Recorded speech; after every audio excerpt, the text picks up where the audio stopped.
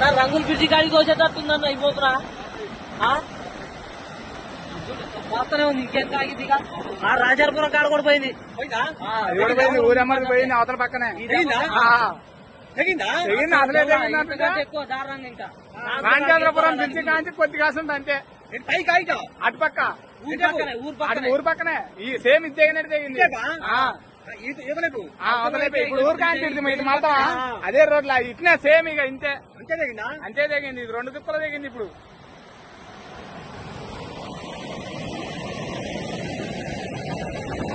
ఇంత ఉక్కుష్టంగా వదిలిండేది కాల వదిలిండు అది ఇది 2 ఒకటైనాయి